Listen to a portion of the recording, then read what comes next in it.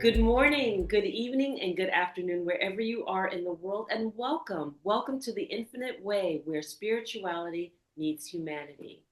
And our guest today is Litmas A. Freeman, brought to you by me, Dr. Enolia, as your host. And I'm really excited to have Litmas back here again.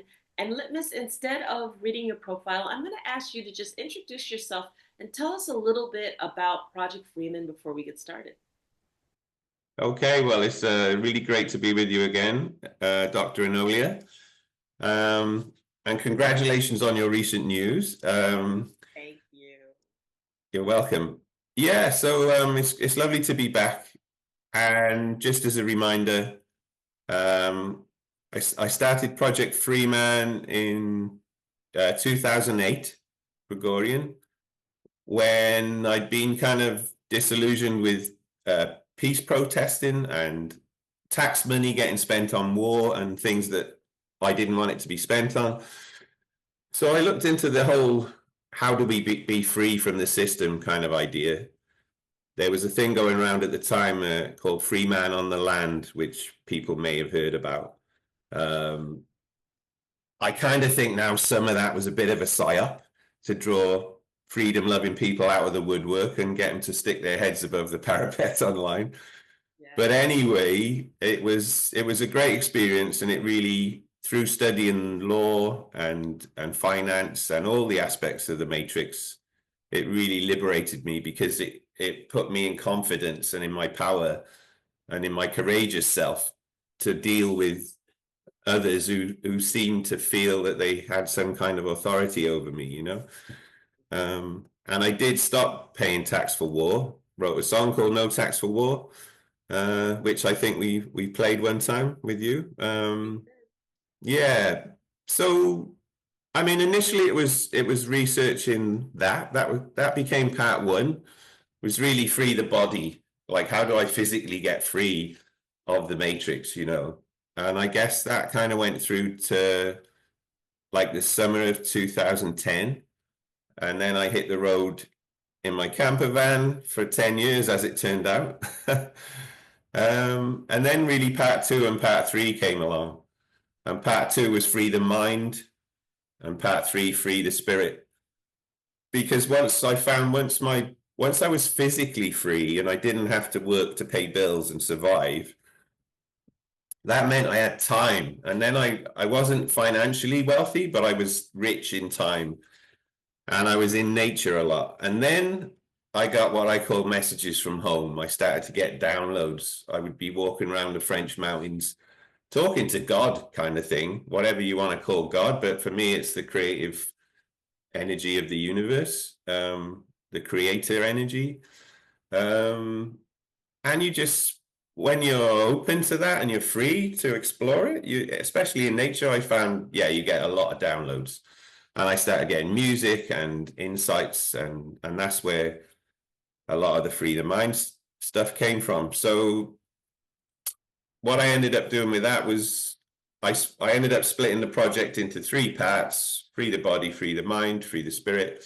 And each of those parts had three phases. So I ended up with 9 phases. I've always had a fascination with the number 9 and an intuitive kind of draw to the number 9. And we're going to talk about that today. So, yeah, so part 2 ended up as sort of phases 4, 5, and 6. And the first of those was called From Serf to Self, which was like a summary of how I got from being a slave in the system to being my true spiritual self. And around that time, I'd been looking at the work of Nassim Haramein, amongst others, but some of his talks really resonated with me. And he was talking about the scale of things in the universe, and that really struck home. And then I realized, you know, that for me there were 9 kind of layers to that onion, 9 main layers. So I had this 9 again. I always seem to come back to 9. So yeah, I explored all of that. And then I created a calendar, as you know, and got into all the other stuff in part 3, which was phases 7, 8, and 9. And and those were astronomology and alchemy and ascending basically, like, Yeah. so that's all about everything being one. Part 3 is like all is one, and we are all one. And I've got a song coming out about that on the full moon coming up, actually. So yeah, that's a kind of little overview of the project. So I hope that sort of answers your question. Yes, it does. It does. And today we're going to talk about the eighth Hermetic principle, and that Yeah. is fractal infinity. And so, why don't you start off with educating our audience slightly on what fractal infinity is, or even what a fractal is? As I know, but I would love your definition. Yeah, okay, thank you. I guess maybe perhaps the most famous fractal people may have heard about is the called the Mandelbrot, I think it's pronounced Mandelbrot fractal. So if you want to go and check that out on your keyboards later, you'll see that it's actually a kind of mathematical shape that is derived from a very simple actually formula. But you end up with this kind of bulbous thing it almost looks like a chunky Buddha kind of guy lying on his side with a little head and a big body and then lots of things coming out. And you can zoom in to any part of that and you'll see, if you zoom, you'll see the same shape appear again. And you can zoom into any part of that and then you'll see the same shape. So you can zoom in and out of that structure infinitely, up and down, from macro large to micro small. So, and through watching Nassim's videos and stuff and thinking about it and opening to that idea, yeah, I just realized that we can do that with ourselves as well. We kind of live in a fractal. And if we start off at the macro level with our known universe, we can zoom all the way in and then into ourselves and right down to the subatomic particle level. And at each stage of doing that, we see similar. It's not quite like the Mandelbrot thing where we get exactly the same shape appearing, but we do get similar characteristics reappearing at every level. For example, we tend to get some kind of oval or spherical shape with a nucleus type thing at the center and things revolving around it. And you'll see that at lots of different levels, both within us and without us. So that's what it means to me. And And before you go on, I'm just going to break it down a little bit more for the audience because for sure. those people who don't understand what a fractal is at all, and I just want to say that a fractal is a repeating pattern that takes place. So the most simplest way to explain it to a layman who's not familiar about this is think about a flower, and the flower repeats and makes other flowers and other flowers and other flowers. And it has exactly the characteristics. It has that core or that center or the pistis, right? And it has all of the beautiful little flowers that surround it. And that pattern is repeated in the next flower, and then the next flower, and the next flower. Or a pine cone would be an example of one at the core, Mhm. and then all of the little pines that circle around it in that pattern. Or a tree with all of its leaves. The leaves are the repeating pattern. So Mhm. when we're talking about in a macro scale, as you're indicating and as you're sharing with it, we're talking about from cosmos repeating patterns of universes, repeating patterns of planets, stars, etc., etc., etc. How they are shaped, what takes place, the patterns when looked under a microscope, fractals. Yeah, that's right. And as you say, it's not just the layers of the fractal that we were talking about initially, but everything in each layer of the fractal is also fractal in nature, as you've just described. And we come out of our mothers. So we, you know, I one of my big sort of inspirations in more recent years is Alan Watts, Okay. a British philosopher who ended up doing a lot of work in the States in the sort of 60s and 70s.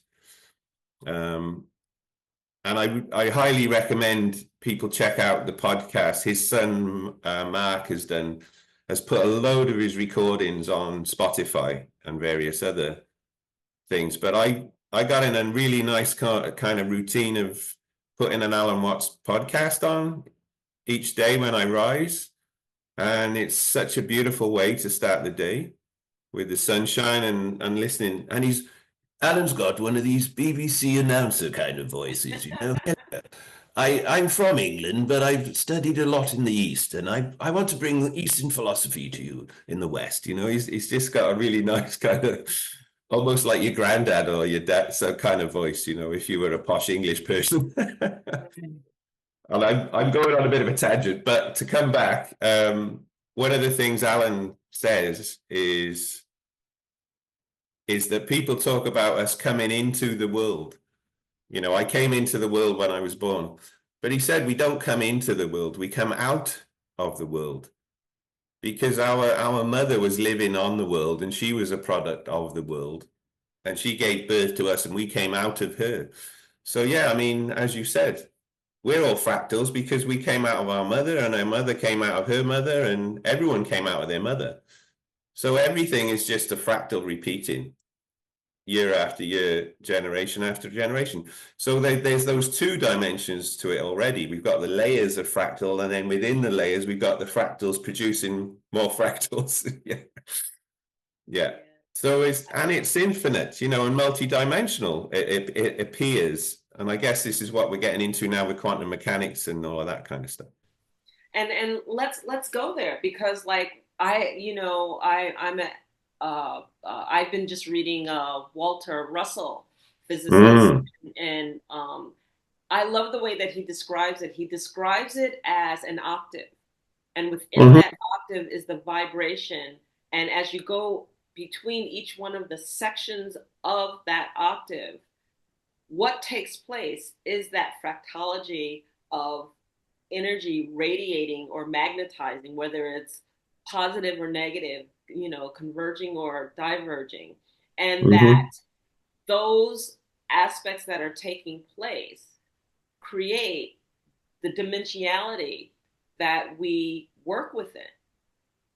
And so to explain that byproduct of that dimensionality is gravity, you know? And so that explanation of the vibration and resonance that takes place in each one of those octaves and what it means and how it contributes to that dimension that we are working within, and then how it repeats at a higher octave. And hopefully, I Cool. explained it correctly. Yeah, yeah, sure. I did look at. I loved Walter Russell stuff. I think that sort of first came across my radar. Oh, I don't know, must have been like late 90s perhaps or early Mm-hmm. 2000s. But yeah, great stuff. And I mean he effectively got a download as well, right? Yes, From the guys from the about guys. how it all works. Yeah.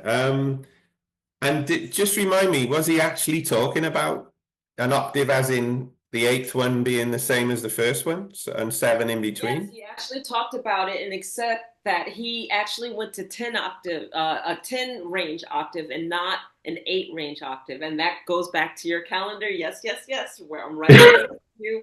I'm with you. And that the last two octave or the last two realms before you repeat the octave are the ones that really, really burst and really recreate that next level, after going through all of the iterations of the ones previous to it. So each one represents an activity that takes place within our universe to create that height so that by the time you get to 8 and 9 and then 10, it's like the big boom to repeat.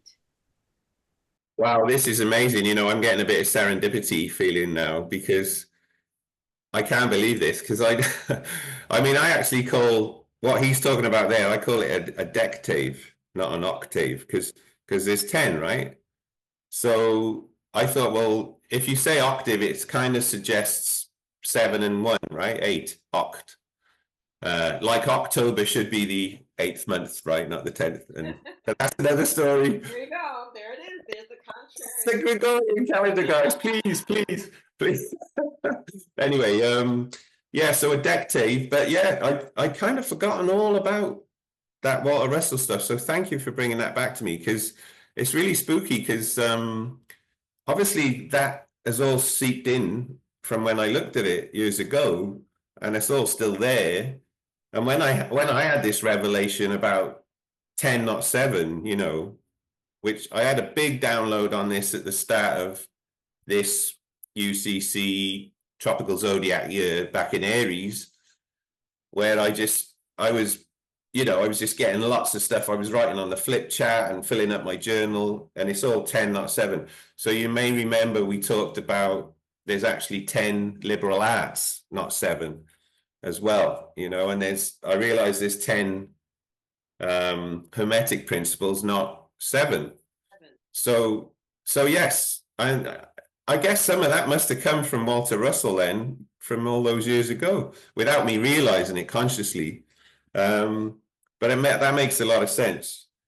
So yeah, I effectively published that when I spoke to you about it back on that podcast we did some months ago, where we were talking briefly about the 10 Hermetic principles. Yeah, so the 8th one, which I got, was about fractal infinity. Really ties that together in terms of us zooming in and out of these layers of the onion, and then my 9th one, you may remember, I called resolution, because that's really where everything resolves itself from the previous 8. Okay. And then the 10th one is the dectave of the first one. So we start off the first Hermetic principle,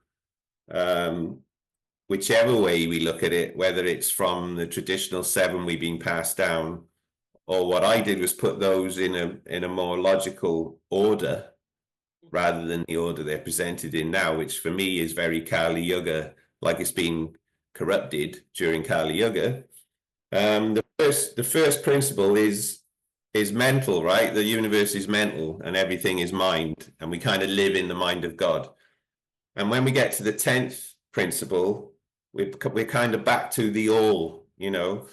We've been through polarity and gender and rhythm and vibration, cause and effect, and correspondence, which anyone who's looked at Hermeticism will know about. And then I'm saying that we got then the 8th one, fractal infinity, and then the 9th, resolution, and then the 10th being the all again, but at the next level, up or down, depending which way you're going.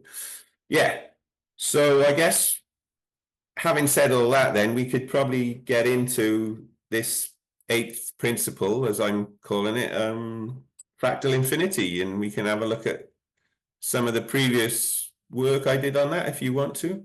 Yes, let's do that. Let's dive right into it. So yeah, I got this. This was like, I guess, the winter of 2010, when I'd gone off in my camper van, and I was in the south of France, hanging out with my French girlfriend at the time,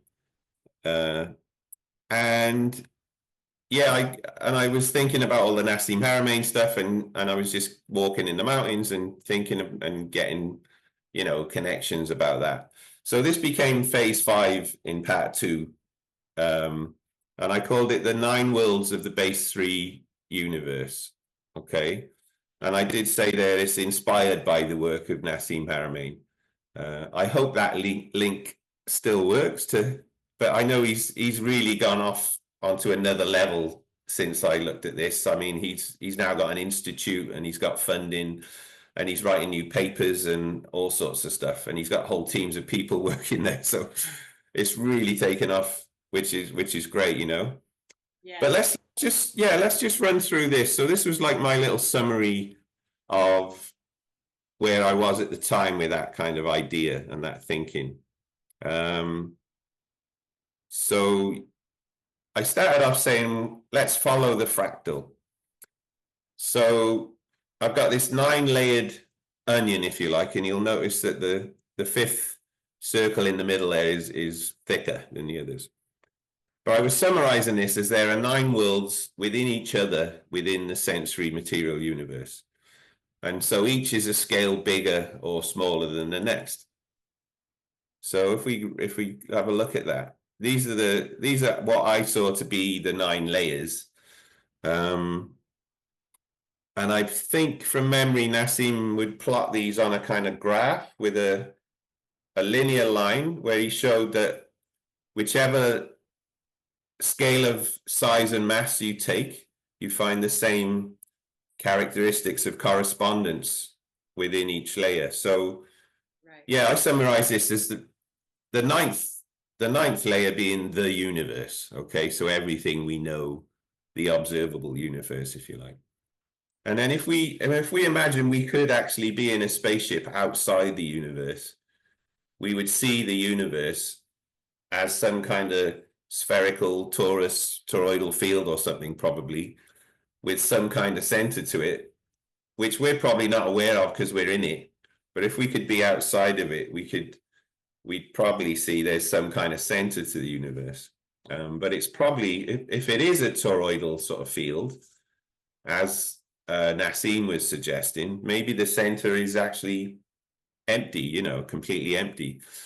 But anyway, we would see this kind of shape. And if we could then fly into the universe, as we went in, we would see these other spherical, swirly kind of things, not very deep, but very wide, spiraling, and those are galaxies, okay?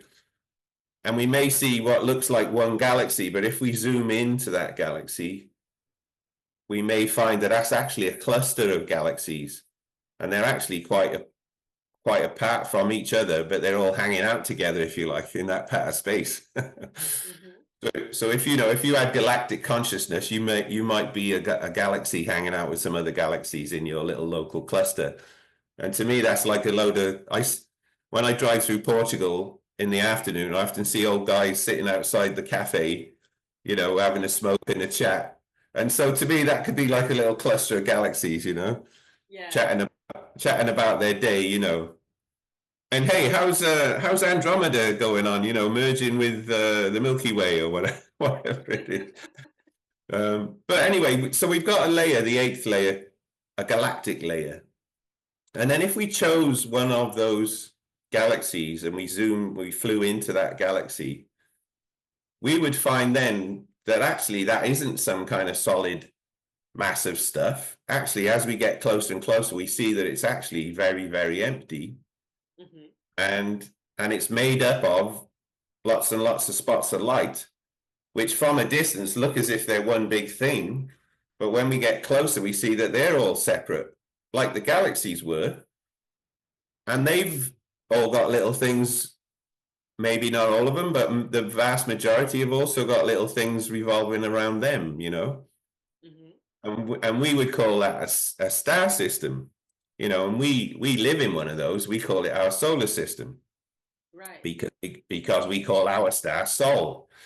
And we're going to come on to that. So the 7th layer is a star system, again, where we see some kind of spherical or oval toroidal thing with a center to it and things revolving around. So we're getting the same thing repeating. And then if we look at one of those things revolving around the center, the star, we see there are planets, okay? And if you could live on one of those planets, in whatever form of life you take manifestation, we would find that that's some kind of biosphere which supports life. Now, for us, that would have to have light, the right amount of light and the right amount of water. Right. Basically, yeah. So we go on to that biosphere, And we find that biosphere has a center to it, some kind of core to it, and it's revolving around. So the crust of that biosphere and the atmosphere of that biosphere is revolving around the center of the biosphere. So again, it's a slightly different manifestation, but it's the same kind of concept. So now we're on the planet, we're on layer 6. And then we find there are things living on that planet, organisms. And we're one of those on our system, and we call ourselves humans. But if we were this alien flying into, and now we see these humans, if we could then go into that movie Inner Space, Yes. where they shrink. Yeah, right. Yeah, it's brilliant, right? With Martin Short as well. And that's based on an older movie, I think. But they shrink themselves down in their little craft, and they get injected inside someone, right? So then they can have a look at what's going on inside there. So now we're into this 5th layer. And interestingly, this 5th layer is exactly at the middle of the 9. 5 is the center of 9, and you've got four either side.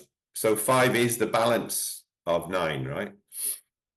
So now we go inside this organism, and we see that it's made up of round things with a center and other things revolving around it, and we call that a cell. Yeah, so a cell has a nucleus, and it's got some fluid, and it's housed in some kind of sac, like we are before we're born, and that exhibits similar characteristics to all these other layers that we've looked at so far. Right. And then if we could go in our ship, make a little hole without ruining the cell, if we could get into the cell, then we find that we're now at the 3rd level, the molecular level, and that we find the cell is made up of these things called molecules, and each of those has a similar characteristic, because those molecules then are made up of atoms. And hey, guess what? It turns out, I had to say that I was a little aside here. I was listening to a podcast yesterday. I think his name was Dr. Cruz or something, but he was talking about blue light and blue light pollution and this kind of stuff, and what it does to your mitochondria in your cells. And the 3 things he loved to say were, hey, guess what? It turns out the reason why, and he kept saying them. So I want to say it now. So guess what? It turns out in a molecule, yeah, we have the same thing repeating. At the 2nd layer, the atomic level, we've got a nucleus, and we've got electrons apparently rotating around the nucleus. The nucleus is made up of a proton and a neutron. So we've got a balanced or neutral charge. We've got a proton, a positive charge, and around it we've got an electron with a negative charge. So that's all balanced. But again, it's the same kind of structure. And then if we take one of those, let's say we go into the nucleus and we look inside the proton or the neutron, we find that's made up of even smaller particles. And now we're at what I would see as the 1st layer of this 9-layered fractal, which is a subatomic particle. And I think, so that's the neutron or the proton or the electron. Right. Now we have found out now that those are made up of things called quarks and other even smaller particles, okay? But they're still particles. And as far as I'm aware, I'm not sure, I haven't checked this since I did this all those years ago, but I'd have to look at things like quarks now and say, well, do they exhibit the same structure with a center and things revolving around? I don't know. But my point is, to me, there's these 9 layers from a particle to the whole universe, and they're all inside each other, and they come out of each other, and they exhibit the same characteristics. So basically, that's the characteristics of a fractal, right? Right. And so to me, that is fractal infinity. Now, why is it infinite? Well, there is a hypothesis which I like, and if you've ever seen Men in Black, the end of the Men in Black movie, you'll get this one. Or if you've seen Contact with Jodie Foster, you know, you get the whole, you get the journey there where from her eyeball to the whole universe and back again. And in Men in Black, right at the end, they zoom out of Earth and they go all the way out, and they find that the universe is this ball that these two aliens are playing with, right? Rolling around. So that's a little particle in their world, you know? So there is this theory that our universe could be a particle in another universe. And our particles in our universe could be a whole universe at the next dectave down, yeah? Because if we go into that quark level, you know, the quark level could be the repeating dectave, and then that could be a universe, you know? And then you could see how it would be infinite, because if you think of all the subatomic particles and all the quarks and everything within those in our universe, and imagine that all of those are universes, and our universe is a quark or something in another universe, you could just see how it would be completely infinite, you know, like just mind-bogglingly massive in manifestation. So the yeah, quarks actually break down as a subatomic particle as gluons. as Gluons. gluon, okay, gluons. Okay, so I need to check out gluons now then.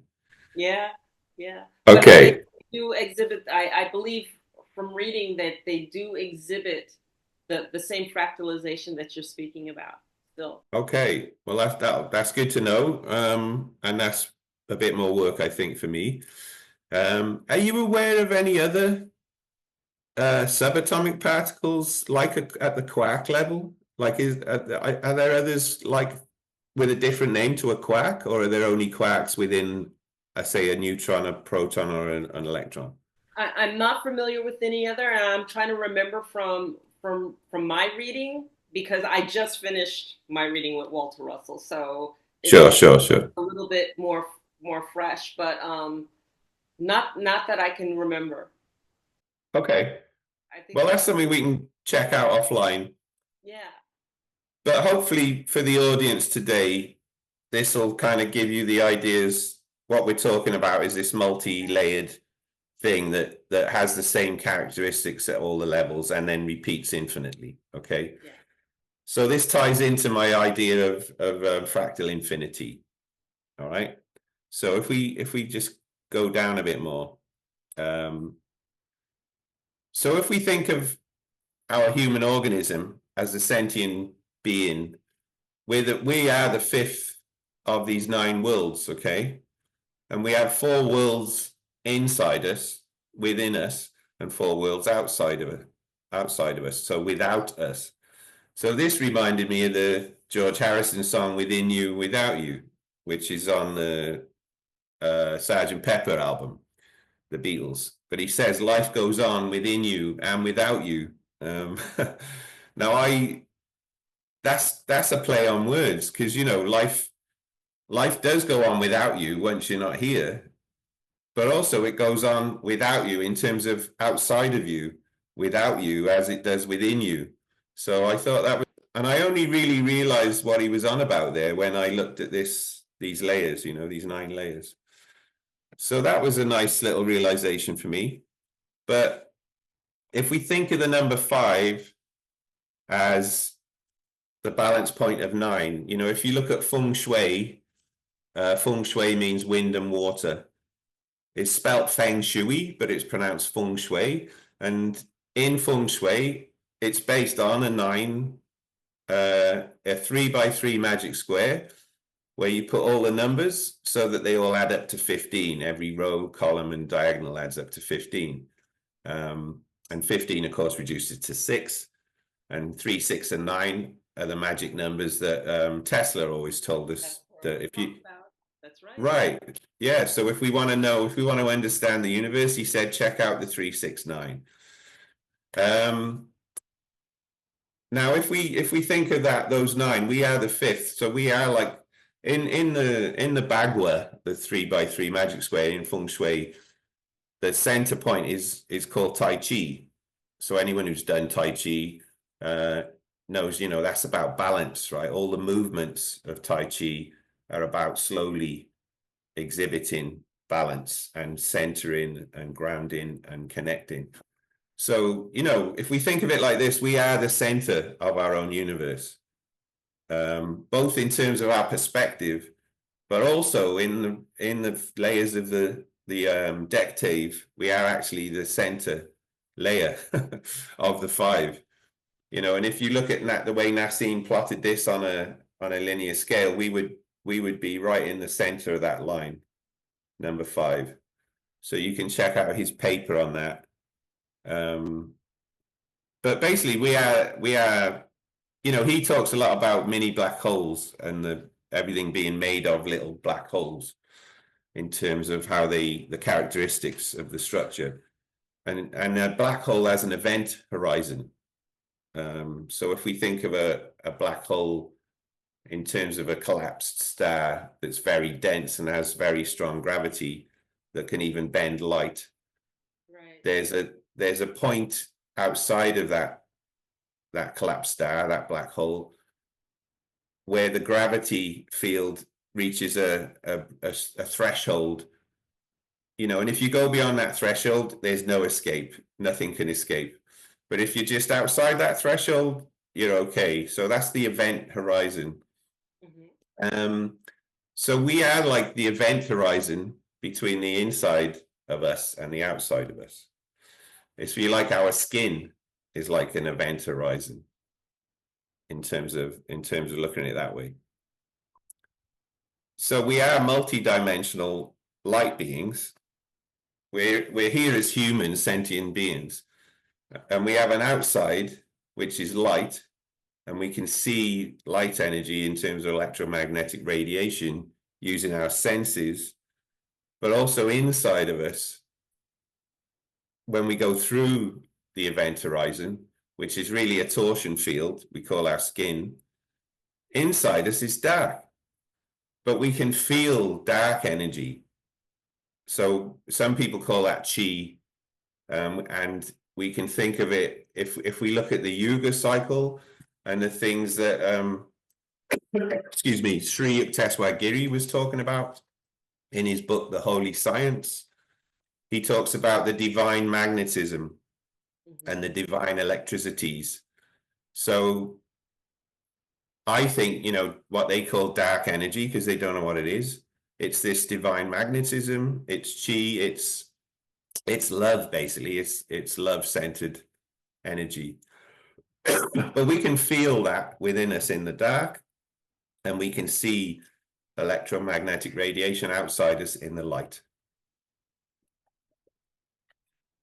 And that electromagnetic radiation that we see, which is the light, is typically characterized as like a halo over our heads, the light around our bodies. Some would say it's an auric field. Some would say it's focused right above our heads, where it just radiates from our crown chakra in terms of going to the next level and what we're putting out in our own toroidal fields. So right, yeah. And of course, we know we haven't got 7. We have 7 chakras kind of within us. With the 7th being at the torsion field boundary. Really, the crown chakra is at the top of the head, right? Right. But we know there are other chakras without us, right? Yes. Which connect us to the center of the universe. So, yeah. So absolutely, I totally agree what you're saying. Yeah. And it's fascinating, when you think about these things like this. And it's really fascinating, and I hope I'm not jumping your gun either. No.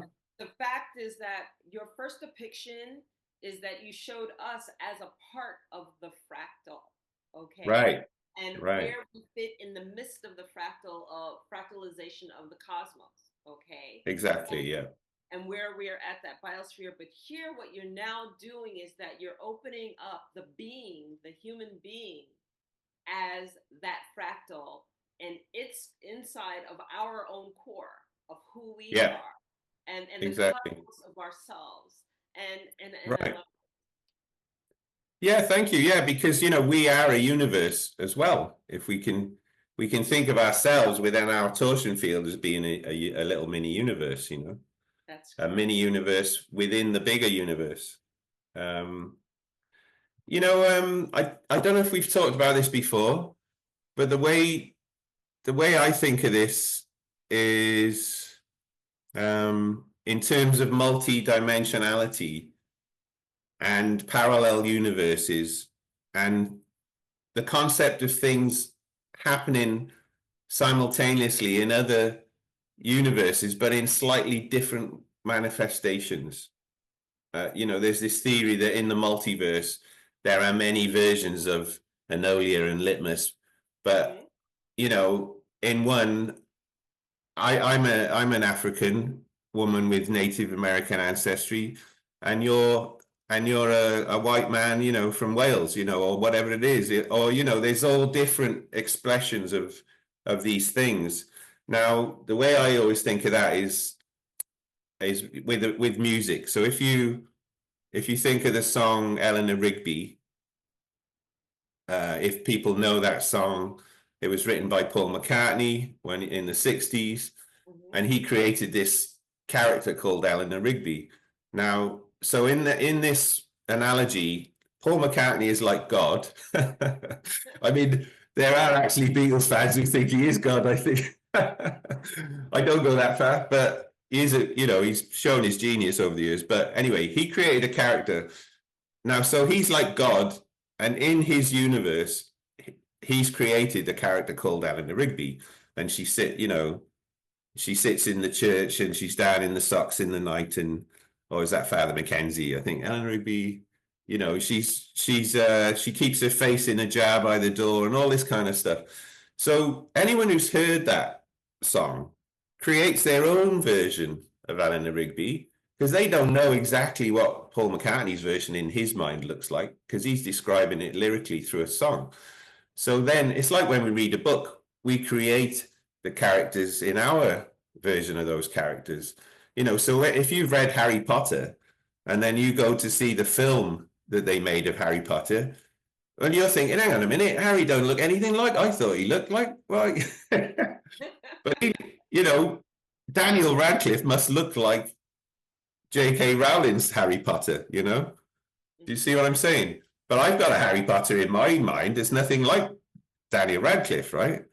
And it's the same with Eleanor Rigby. So everyone who's heard Eleanor Rigby has their mind is like a universe within Paul McCartney's universe, as him being God in this analogy. But if you've never heard Eleanor Rigby, in your universe, in your mind, you don't have anyone called Eleanor Rigby. But if you then suddenly, in your 60s, hear Eleanor Rigby for the first time, whoa, suddenly you've manifested your own Eleanor Rigby in your own universe. Yeah.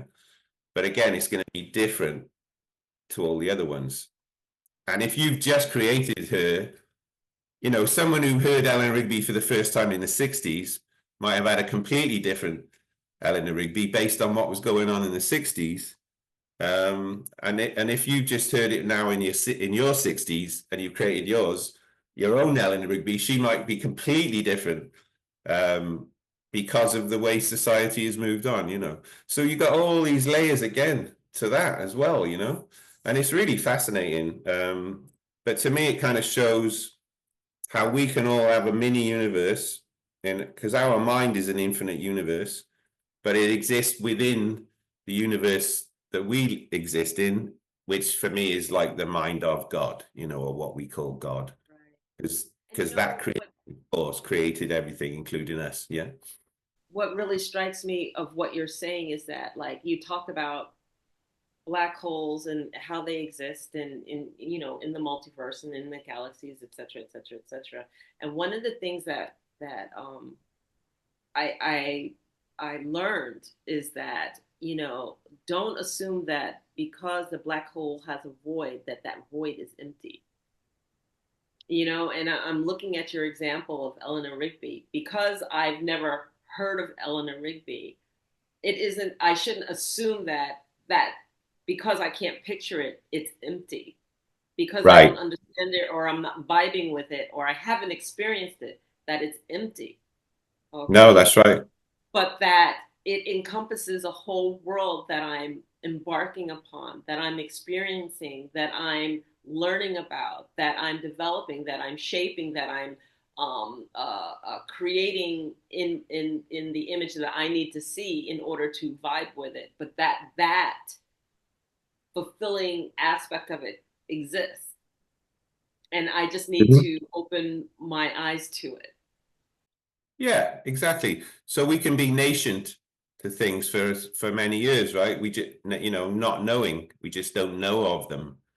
We Right. may be there, we may have heard a name or a term, and we may be aware that there's something over there that we don't really understand called this thing, but we're just nascent because I mean, yeah, we can not even know it exists, or we might be aware it exists, but we don't know anything about it. So to us, it's an empty void, as you say. Yeah, absolutely.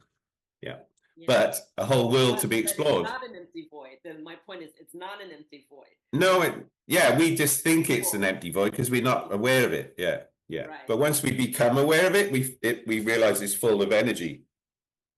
Yeah, Exactly. yeah. Good one. Nice. Okay, so I want to just get onto the soul. So if we think of the soul, and this isn't my work, obviously, but I'm summarizing here. The soul being an aspect of God experienced in material division. So the idea that this creative energy that created the universe wants to evolve, and it wants to experience all the multi-dimensionality of the different ways of manifesting things. So it creates little aspects of itself, and it puts those little pieces of itself into different bodies on different layers of the nine. It makes some of them galaxies, and it makes some of them stars, and some of them planets, and it makes some of them things that live on the planet, and some of them are cells, and all the rest of it. So it creates all these little aspects of itself, so it can experience all this division, when in fact we are everything. Within everything is all one. That's something you realize as you develop spiritually, is that everything is connected, and everything is one. So if I Mm-hmm. harm you, I'm harming myself, and that's what we need to remember with things like war. Mm-hmm. War is ultimately pointless, because if you do harm to some other aspect of God, you're just harming yourself, because we're all aspects of God, and we're all actually one. So it makes no sense. Yeah. But if we think of the soul being within our center somehow, uh, our awareness of it, it's kind of in the dark. Mm-hmm. Um, but I thought it was interesting that the word soul, again, if we look at wordplay, it's the same as soul and solo and soul. So we call our sun Sol because it's the only star, right, in our system. Right. Um, SOL. Right. Yes. SOL, right? So, and obviously all of these words come from the Latin sol, or, solo, one, the one. Yes. Um, so the soul is like the one, but the universe is one, and all the souls in the universe are one. So again, we got this fractal, but our soul, our star, connects us to spirit energy, if you like, to the source, through its radiation and its gravity and everything else. So our sun is like the hub of our local area network, that's connecting us into the fractal. And then our soul within us is connecting us to the sun. So Yes. that's like that's a nice way to think of it. If you imagine, if you know how computer networks work, you can kind of feel how that would all work connected together. But it's all about one, you know. We are a universe, and we are one sole aspect of God, but we are all one at the same time. Yeah. It's incredible. And again, Alan Watts talks about this and reminded me about it listening to him as well. So for me, our aim in this manifestation is to fulfill our soul mission. And I called it experience, learn, love, and return. So we come here to experience separation from the source in this material existence and feel the force that fills the space that's in between us. So though we're separate, we're one, and it's love that fills the emptiness in everyone. Okay, so that's some lines from my song "Lost Without Love." Mm-hmm. But to me, that's what it's all about. It's about experiencing separation and learning through that we are all one and opening to infinite love. And once we do that, then we can return back to the source. And we may have to do it many more times, or we may reach a point where we don't have to go back into samsara and experience that again. And we live in nirvana. Who knows? But you know, if we were going to set our mission plan, Anolia, if we were going to treat this like a project, right? I'm going to manifest as a soul on earth in a body somewhere. My objectives are to achieve balance in that life, to master my emotions, which make me human, and so that I'm not slave to my emotions, but I'm master of them. I feel them, but I don't behave on what they're Act upon them, yes. upon me. You know, I, it's a kind of like being a Jedi. This to me, it's what I think of the analogy of a Jedi, and to rule our stars. So we can think of astrology like as being a code to help us decode the universe and our mission and everything else. You know, we can look at our birth chart as a map of the energies we manifest into.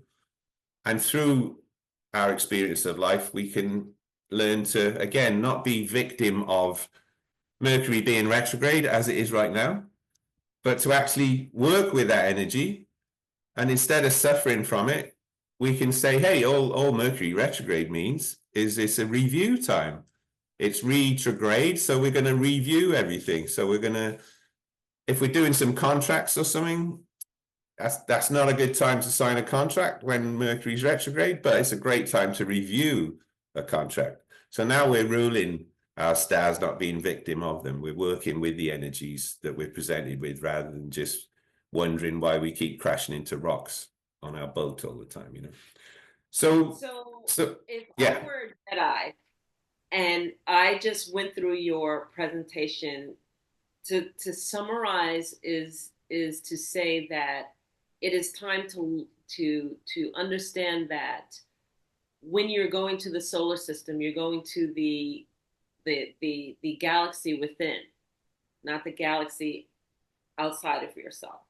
And when you hit the sun of your galaxy, that star place, I would even venture to say, because I come from an indigenous perspective, and if we look at the medicine wheel, which is the Mm-hmm. same thing as when you were looking at the Tai Chi and the perspective from that way, where the medicine wheel crosses would be the gateway to the heart or the center or the core of where spirit dwells. And then Okay. you go into the dimension of that heart space where the heart is and the soul resides in that fire within, understanding that you're traversing your own galaxy within that is connected still to a vast, vast, vast, vast galaxy internally within you, that you have the Mm-hmm. ability to explore, that is still connected to source, as if you were looking outside of your eyes to the universe above you in space. Yep. And that Exactly. We have the ability to traverse this universe, that Jedi flying around, checking things out, checking out the planets within, checking out Yeah, the sun and the energy source within, checking exactly. out the dimensionality within, because we are a duplicate of that fractalization and infinity within us as much as external Exactly. to us, and that we are walking galaxies Hmm. as Yeah, we read exactly. each other, one galaxy coming together in a cluster to create something greater than themselves when we put our energies together, and then breaking apart and going to find the next cluster. And Yeah, so that's a I that's a just nice want way. to Yeah, really drive this home for our audience to understand how powerful and the work that you're presenting here and what it really means to us in terms yeah. of Thank you. dimensionality within and the fractalization, because we started off as a fractal. We were one seed, a sperm and an egg, and it Yeah. merged, and then it went into two, the four, the eight, and the fractalization took place until all of the Hmm. aspects of the parts were created, and that fractalization happens over and over and over and over and over again when we give birth, Right. and we're Exactly. recreating that dimensionality, that galaxy, that fire, that sun, that soul. All of those aspects are drawn to the birth of that fractal. Yeah. Yeah. Yeah. That's good. That's a great little summary. And yeah, if you think of it, if you think of what the number of stars that are in one galaxy, I think it's something like 400 billion. Mm-hmm. We have a similar number of molecules in our body, so Exactly. yeah, so they if you look at the numbers, which is what Nassim was doing, you'll find the same relationships numerically in mathematics at all the levels as well. Yeah. And to accentuate your point, this is how we can self-heal. Because if we can go inside ourselves and realize that we can journey, like you say, into our core, into our being, our connection to source, and all the rest of it, we can intuitively feel why we have pain or suffering or whatever it is, and we can intuitively feel, and through things like therapy and talking to others, we can find out what the source of that is, and it's usually something emotional in childhood or something, often, or some original wound. But we can heal. We can use drugs to help us get there. If we're really suffering and in a really bad place, you can use some drugs to reduce the suffering so that you have the capability then to do the healing yourself, rather than just taking drugs to rely on the drug all the time. A drug can help you get to the point where you have the energy to self-heal. If you don't leave it so long till you end up in a mess, you can self-heal without drugs. But if you've left all of these wounds from early life untreated all your life, it will build up and build up and build up. And I've had this experience. And you'll reach a point where the straw breaks the camel's back and you find yourself extremely anxious or something, and you don't really know why, but it's because you haven't done the work and you've just left it all these years. And then you might need some drugs to help you to do the work, and then you can stop using the drugs. So that's So that's kind I'd like of an to example. comment on that too, in the respect that I just think it's really important to understand that our medical system treats our bodies on one level, and there are three levels of treatment. They treat our bodies on the chemical level, and they don't treat Yeah. our bodies on anything else but the chemical level. Right. However, our bodies are made up of the chemical level, the mental level, right? That aspect of it. And that means mental as in the energy level of how we think, what we're vibrating at, where we are in our own vibration. Is it low? Is it high? And then we are also at a level, and I want to say electromagnetic level, you know, in the respect of the balance of our own magnetism, our own EMF, our own energy levels of how we're moving through. Is our body operating so that it's creating the light that it is? Because the body is actually creating a toroidal field, and that field needs to Hmm. be strong. And so then that balances us. And so when we are down, when we're treating, we tend to treat one thing, which throws off everything else sometimes, because we're only Yeah. treating one thing instead of looking at the totality of who we are. And the mental informs the toroidal field, which informs the chemical field, which creates the balance. And if we don't understand to start looking at ourselves in the totality of when we are doing treatment. So, yes, go to the doctor, but don't forget that, hey, I may need to get an energetic clearing because Yeah, I'm yeah, carrying a load or baggage that is just weighing me down and bringing my thought process to a dark place. And that yeah. balance isn't always a chemical balance needed, but just on navigating through the mental capacity by which we've created as our environment. Yeah, absolutely. And I that mean, facilitates it can balance. be just talking, right? You can just talk to someone and feel better, It could or be. feel that somebody is listening to you. You'll feel better.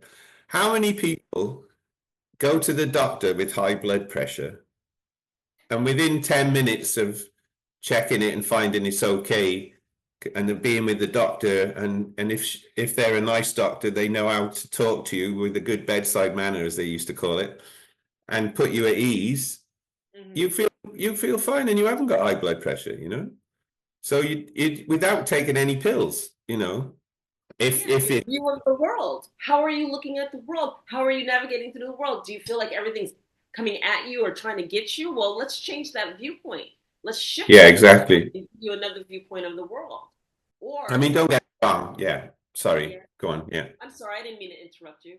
No, Um, no, no, please, can you say that bit again? Sorry, I missed that last bit. Or I said just your view of the world and shifting your viewpoint of the world and how you choose to move and navigate through the world and how you see it. But the other Yeah. piece of that too, we could take your same story and say that doctor in 10 minutes just says, here's some pills, you're on high blood pressure the rest of your life. Well, wait a minute. You haven't talked about the circumstances by which I've been operating at, the level that I'm working with, how I can relieve that stress. If I relieve that stress, will that bring me back into balance? If I change my Hmm. viewpoint of how things are working for me, will that bring me back into balance? There are factors, and sometimes it's our responsibility, not the doctor's responsibility, to understand that there's a totality of self, right? So if I'm Yeah, yeah, yeah, overweight and I know that I'm prone to anxiety and I look at everything's coming to get me, yes, medicine's going to help, but I need to lose that weight and I need to shift my viewpoint. Be yeah, honest with yourself. exactly. Yeah, and I mean, don't get me wrong. I'm sure there are people, they just have high blood pressure in this example because it's an hereditary thing, and Yes, you're right. there's something going on genetically, and they do need treatment. But I've had both of the experiences you're talking about. Yeah. I've had one experience where a doctor took great delight in telling me I had a chronic condition and I needed drugs, and I've had another much nicer doctor tell me the opposite, that this doesn't have to be a chronic thing. And if you adjust certain things, you won't have that issue. Mm-hmm. And she was right. So yeah, let's be clear, I'm not slagging off anyone who's taking blood pressure Oh medication. no, neither am I. Neither am I. I'm just saying that No. you have to look beyond just what the first statement says that says, "Oh, sorry, you're on this for life. You have Yeah, a problem. It's over." It's never yeah, over. yeah, They're self-healing beings, and there's my mom used to always say, "There's no such thing as no, but there can be a such thing as not that way." That's all. right. Yeah, yeah. There's always another way, right? And dare I say, the infinite way, Enolia. Yeah. So yeah, we can go inside and we can connect and we can feel. and love. It's basically all about love. All you need is love. If we love ourselves in the same way that we like to show others love, then we can take that time on ourselves to heal ourselves. And this is just going inside, and doing the things that we were talking about on this slide here. So, the point for me on this was, yeah, if I'm going to come into this manifestation, I want to achieve balance. I want to master my emotions. I want to rule my stars, my planets. The thing is, I have control over my spirit world within me. That's something I can't control it, but I can have some degree of how I look at it and what I do about it. So I'm in control of that. But there are others outside of me who may try to control me through the sensory world, to kind of infiltrate my spirit world and throw me off track. So if I'm watching loads of horror, like gore, blood, satanic movies or something all the time, that stuff is going to infiltrate my inner world through my sensory perception, and it's going to distract me from my path, and it's going to kind of start corrupting perhaps my inner world. Whereas if I choose to write songs about love and peace and freedom and go around singing them to people, it's probably going to be different, right? So, you know, we can't control what others try to do to us outside of us, but we can control what we let into ourselves and what we do with it, and how we control our inner world. So for me, that's really ultimately about learning the lesson of unconditional love, to enhance the collective consciousness so that we can all keep ascending. Um, so in astrology, that would be 12th house kind of stuff. Goes with the sign Pisces.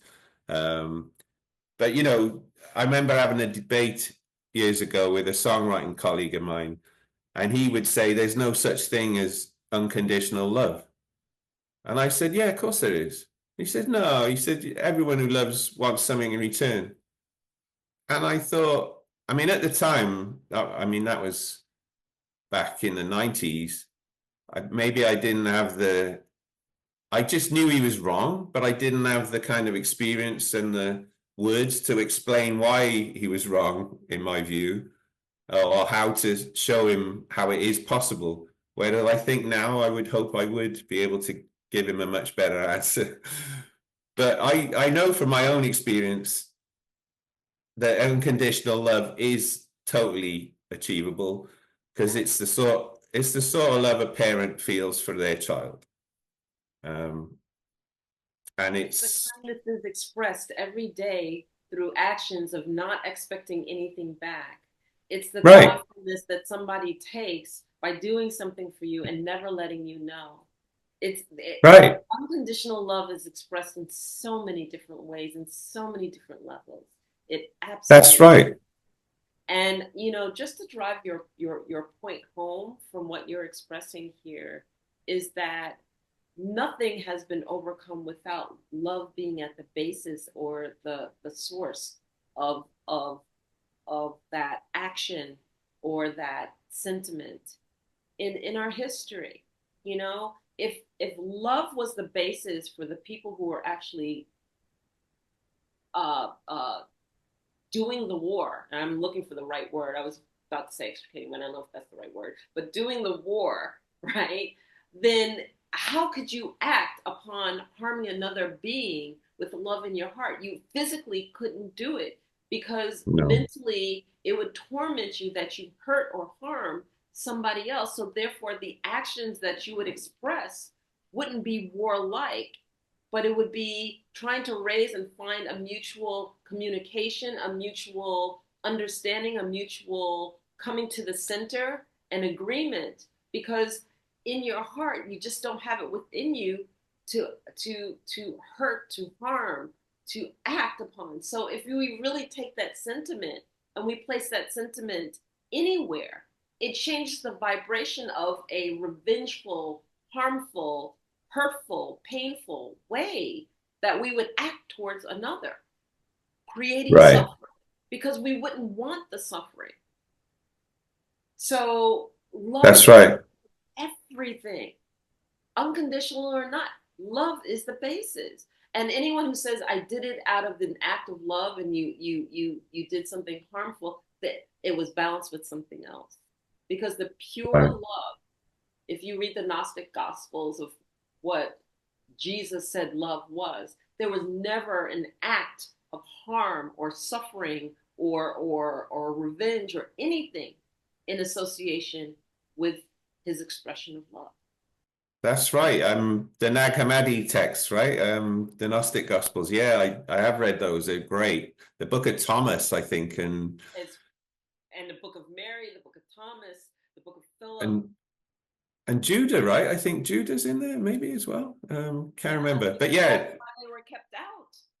right, right, because that's the real stuff. That's the stuff that should be in at the start, you know. Yes. Yeah, and I mean it's a good example because if you think of like that, if you think of if you want to look at the Bible as we got onto it, if you think of the Christianity kind of the expression of the Jesus character, what the Jesus figure is saying, he's saying it's all about unconditional love, and the way to heaven is through me in terms of going inside and being like me. Look inside yourself and find those connections and heal yourself, and then you can give love to others, and that's how you live in heaven on earth. You know, you don't need to go anywhere. Heaven is on earth then, you know. And then what they're really saying is look at the energy being within you that expresses through the humanness. Not look at the humanness that you are and express that over the energy being.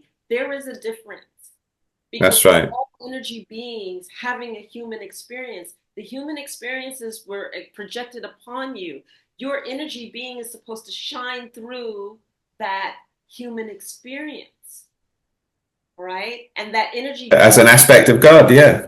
experience is supposed to be, not the action and experiences of the human experience dictating what the energy should be. And that's where we get it. That's where we need to shift it. Yeah, and it's, I guess if we talked about the Bible, it's like I remember reading the Old Testament and thinking, oh my God, this God doesn't sound very cool. You know, he seems to be all about revenge and like destroying things and whatever. And you must serve me and live in fear, you know. And then you get the Jesus character, which is like the opposite, which is saying just love everyone, you know. Don't be scared of God. Just, you know, you are God. We are all God, you know, we're all aspects of God. So yeah, I think that's a good point you made there. Um, you know, and if we do that, then we're going to keep ascending. And as you probably remember when we talked about the great year, I really believe that we are in this cycle of consciousness, and we are now ascending, and we do descend and ascend over the cycle, but we are ascending at the moment. And one of the ways we keep ascending is by us all realizing that we're here to learn the lesson of unconditional love, Right. you know, and use that to heal ourselves and everyone else and everything around us. So yeah, beautiful, eh? Um, and you know, you talking about the energy and the way it affects you. I mean, I'm reading your book at the moment, actually, and I'm in the first third of it, but I really feel when you're talking about how you were treated in the corporate world, where you got a boss coming in from outside and you had to train them how to do the job, and then they were going to be your boss. It's like that exact same thing happened to me, and I remember the energy I felt then, you know, and Yeah. I really felt the energy you were feeling when I was reading that part, you know. I So think a yeah, lot of people are going to be able to identify with my book in the corporate world because we all go through it. We right, all right. go through it at one time or another. The belittling, the demeaning, the stepped on, and so that somebody else can excel aspect of it. It hits us one way or the other. Whether we're the ones doing it and we just don't want to face ourselves because we're perpetrators, or whether we're the ones who are experiencing it and we're victims of it, or whether we're the ones rescuing others who have gone through it and we perpetrate rescuing, but we don't do anything about the system.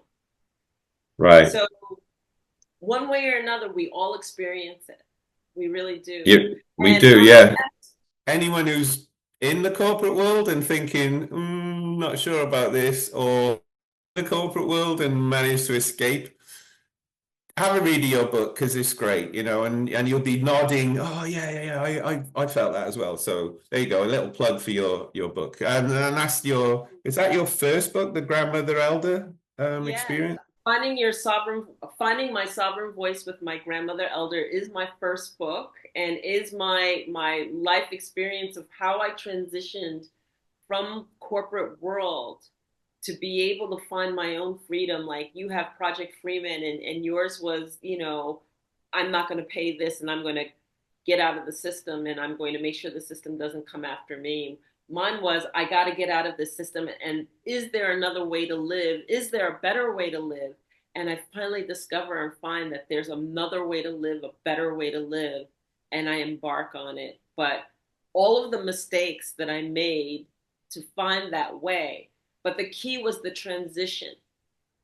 And that's why I wrote the book, because there are so many of us in corporate that want to transition out and we feel trapped and we don't know how.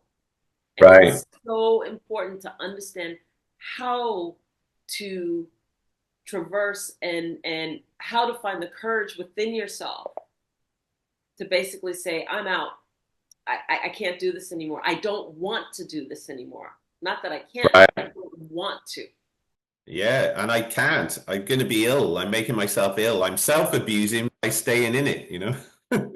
And I loved what I loved in that reading. I say I haven't finished it yet. I'm still in the first part, but what I love is how honest you are about yourself and where you were in terms of ego and stuff like that at that time. And I think that's so beautiful because I had to do the same. You just have to look yourself in the mirror and say, what are you doing? And Yeah. how did I get here? And it was my own ego that brought me all the way to this point, and that I Yeah. had to admit it about myself, accept it about myself, and then face myself and still love that person and Right. still find love Acceptance. for Yeah. that person and And say, forgiveness. okay, Yeah. this is who I am now. How do I shift this? And that's why I created a lot of the programs that I created, because I know how I shifted it. And I know that other people want the same and they Yeah. want a better Right. Amen, sister. life. Listen, Yeah. this has been phenomenal. This has been a phenomenal teaching, and I love what you presented. What inspired you to go this direction? Um, you mean with the fractal stuff or yeah, The fractal eighth hermetic principle. yeah, I guess, I just got to the point where I've been living on in a calendrical system, if you like, which is all that is a realization of natural cycles. Yeah. So I've been living in natural cycles since 2012 Gregorian, okay?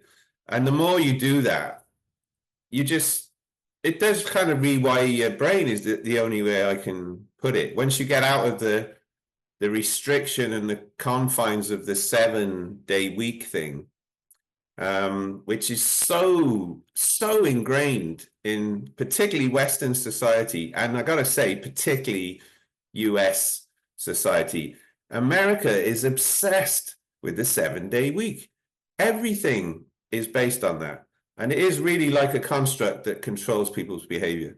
And once you're out of that, you see other things and other ways. And I just realized that there's all these sevens in the matrix. The key to the matrix is the seven, is realizing that the seven manifests in so many ways, but what you find is it's all physical manifestation. It's all about physical things, five sense world, and control of behavior. And you realize that there aren't only seven, there are 9 and 0, so there's 10 numbers, and you realize well, maybe there's not 7 Hermetic principles. Maybe there's 10, you know. Maybe there's not 7 liberal arts. Maybe there's 10. And if there was, what would they be? And then the guys go, well, there you go. This is what it is, you know. And then you get a download, you know. Well, So that's what it was for me. Yeah. I want to make sure people understand, because you're saying it, but sometimes you have to emphasize it for people to really understand what you're saying. And you said especially the United States, and I'm gonna call it broader than that. I'm gonna say especially first people who consider, or nations that consider themselves first world nations, Yeah. right? And Yeah. so what that means, to break it down when we talk about a construct, is that in your first world nations, you have everything organized and you have rules, right? And the rule is everybody gets up and goes to work. And the rule is everybody drives on the left hand side of the road. And the rule is that everybody goes and gets breakfast at a certain time. And then the rule is Mm. everyone breaks for lunch at a certain time. And so all of these rules that pattern us to navigate through our day have been set up. And the first world nations have the most rules, right? Yeah. Now, you go to a third world nation, and guess what? Everybody's not driving in a straight line, and everyone doesn't observe the straight line. Right. Everybody's not getting up and go to work. Some people go and enter into the work, and some people just, start their day and they're hanging out on the street and they're selling all day. And then some people are, uh, uh, uh, working their farm, and working their farm is when they feel like getting up, they get up, and when they feel like going to bed, they go to bed, and when they, but they're not. The rule is it has to be this way, and if you're not here this way, then it's wrong. The Mm. construct has consumed time. We are obsessed on time. You're not on time. You're already late when you're 5 minutes early. You're already late when you're blah blah blah blah blah. Whatever the case may be, these these Yeah. these rigid rules of how we have to operate and how we have to move through our life is the construct. And what we're discussing and what we're saying is that step out of the construct. Step out of the framework of it has to be this way. Yeah, And exactly. are able to still function. Guess what? That's called freedom.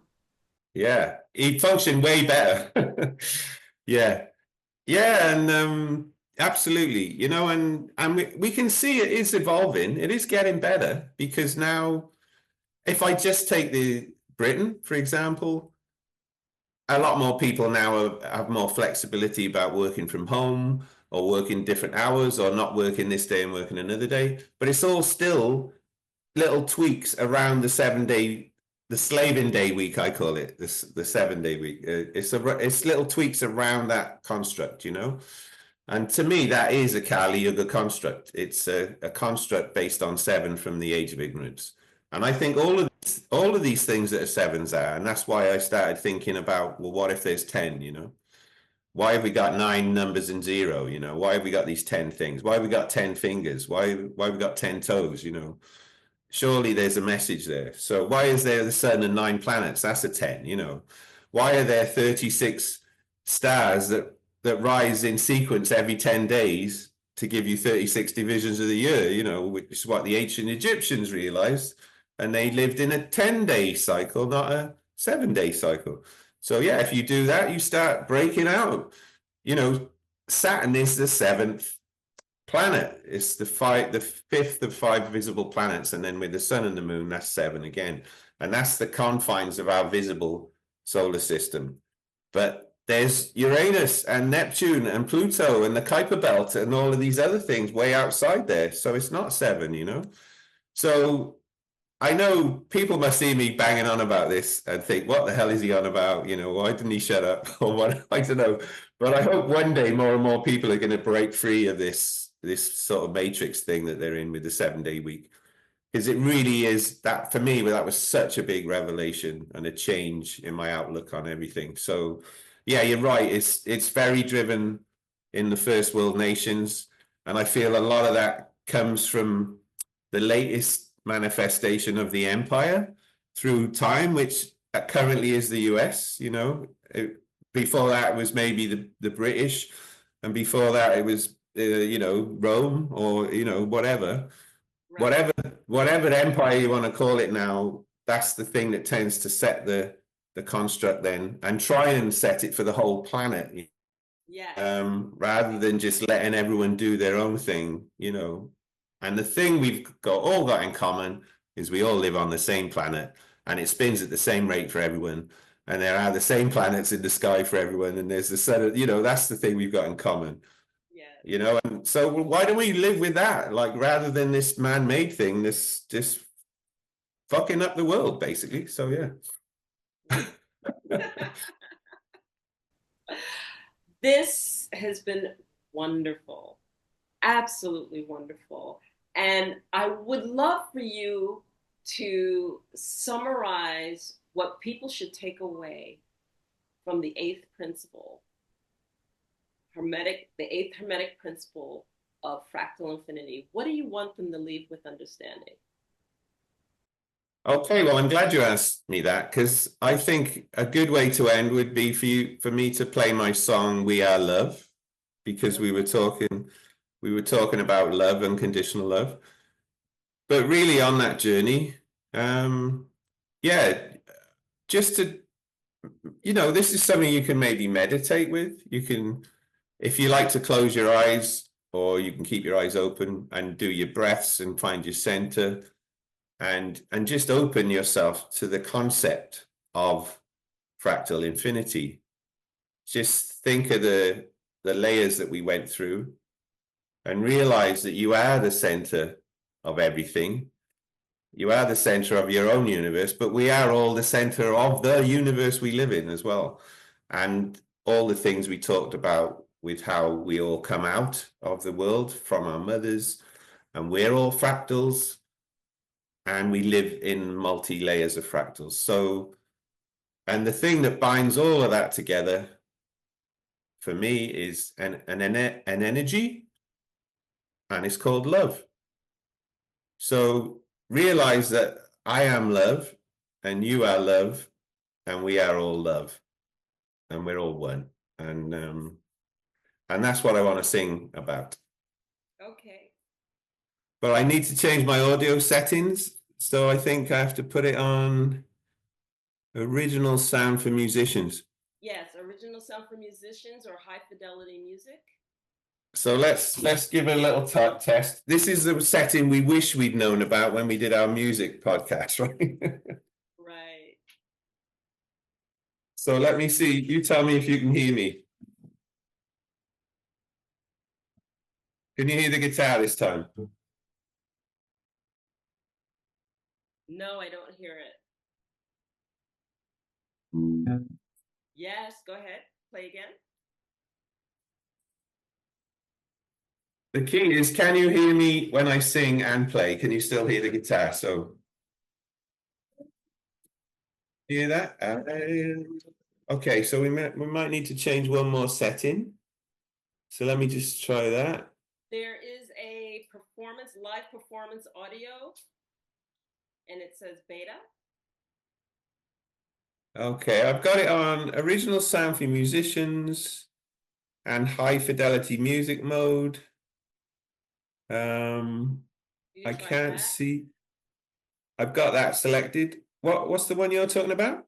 And scroll down a little bit more past high fidelity, and you'll say live performance audio recommended for multiple instruments and voices in different locations. Maybe. Oh, I don't have that one, I'm afraid. Okay, then go. That's not fidelity. Yeah. Okay.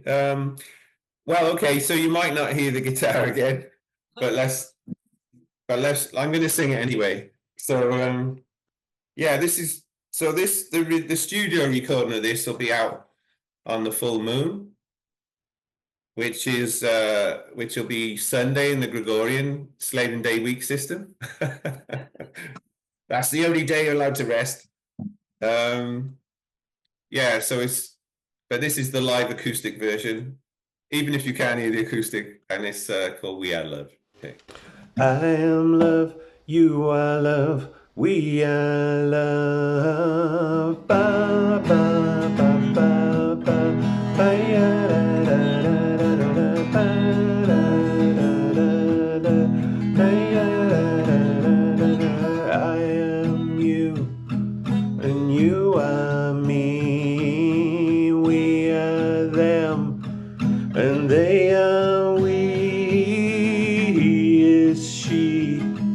and she is he. We are one, yeah, one are we. I am love, you are love, we are love. I am love, you are love, we are love. I am love, you are love, we are love. I am love, you are love, we are love.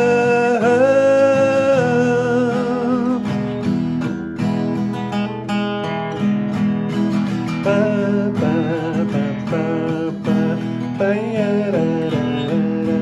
All is one, and one is all. From macro large to micro small, as above, so below, corresponding in the flow. I am love, you are love, we are love. I am love, you are love, we are love. I am love, you are love, we are love. I am love, you are love, we are love.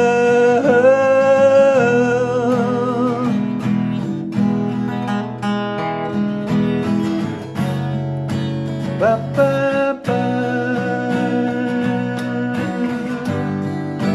Ba, ba, ba. Ba, da, ba, ba. Da, da, da, da, da. Yeah. I am love, you are love. We are love.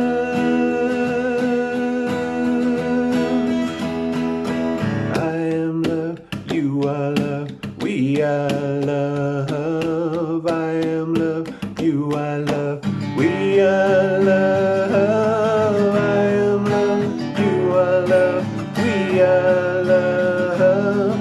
I am love, you are love, we are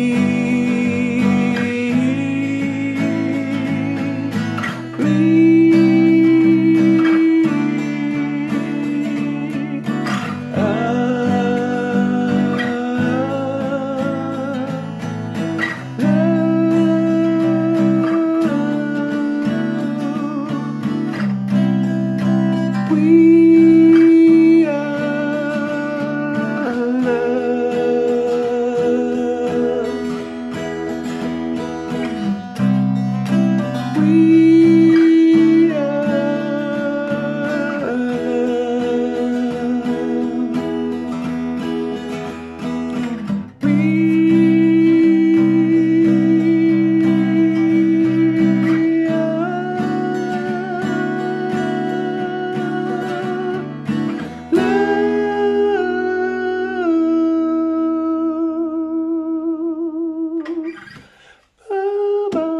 We are